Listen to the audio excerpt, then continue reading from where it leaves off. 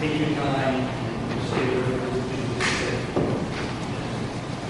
I wrote a letter to my mom.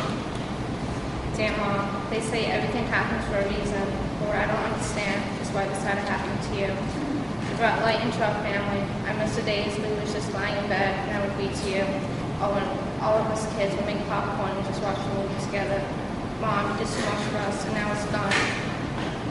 You're never going to see me graduate next year, go to prom, get married, and have grandchildren.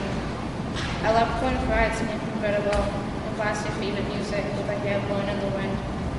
Food shopping was my favorite time to spend with you. That was our time together to talk about whatever was on our minds.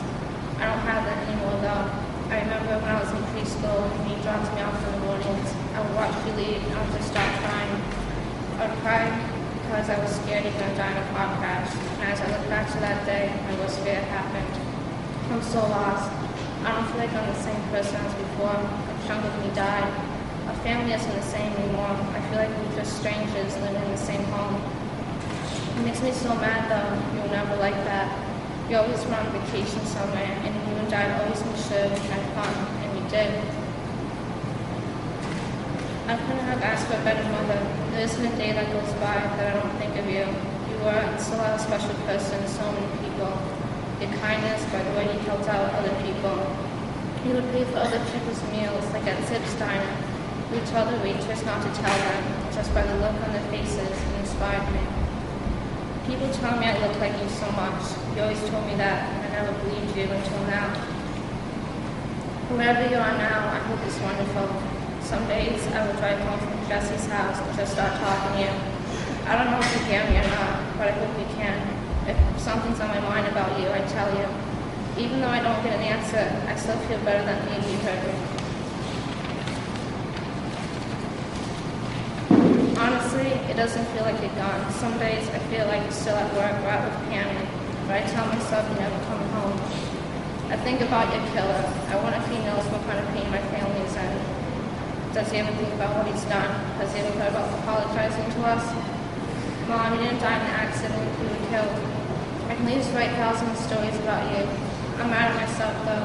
The Sunday right before you crashed, we got into a fight. It was probably stupid, but I know it's the things I didn't mean.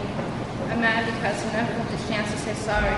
I'm even angrier because I didn't know that was the last time I was ever going to see you again. Does anyone know what it feels like to never say goodbye to someone you love? But let me tell you, you're an awesome cook. You made the best food I have ever tasted. Your date-filled sugar cookies were my absolute favorite. Remember when you and Dad always used to ask us kids what we want to be when we grow up? Well, I want to be just like you. I want to help people make a difference in other people's lives. I know I'm never going to get a chance to tell you how much I love you, and I hate to do it like this, but there's no words to describe how much I love you. No one can take your place. Mom, I love you so much. Rest easy. Love your daughter, Kelly. Also, David Kaiser should get the maximum sentence. He should be the one dead, not my mother. She was innocent, which in this case, David is guilty. If he doesn't get the maximum sentence, then will someone please get to tell me what justice is?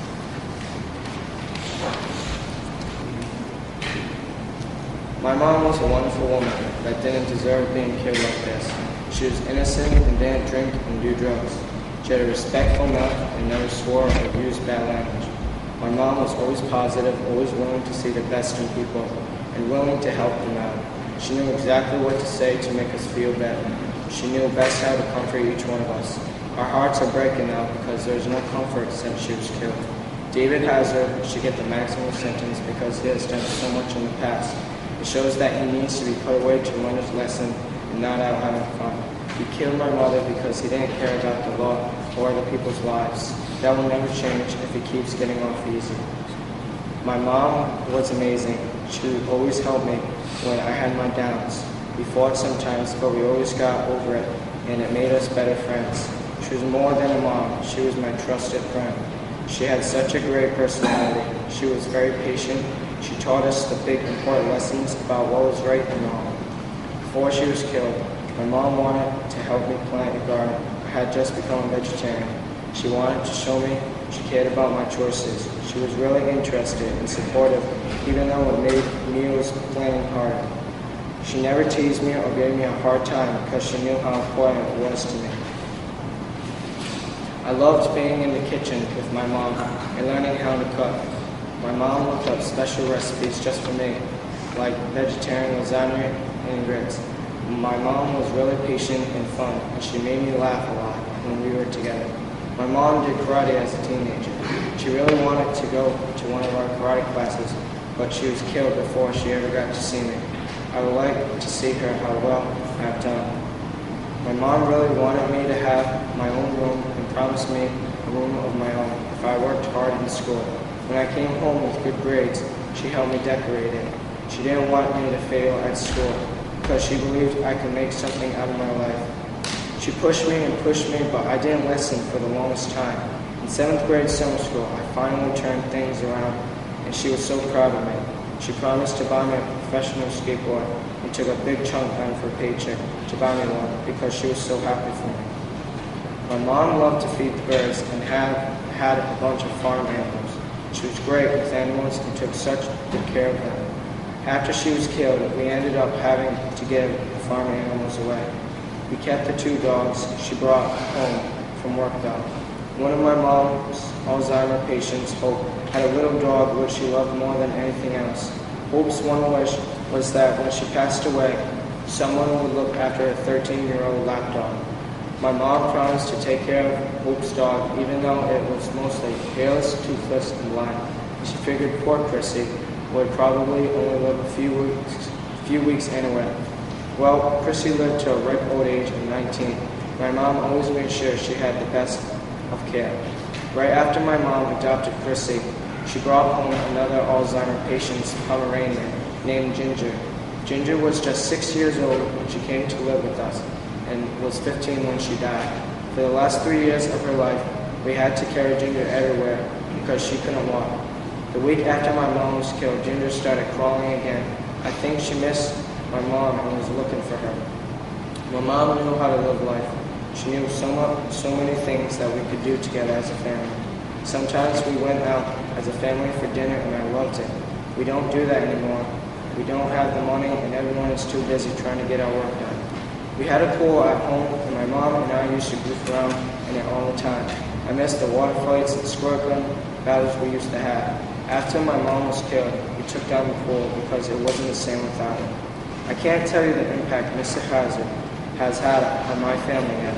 I have a whole life to live without my mom now.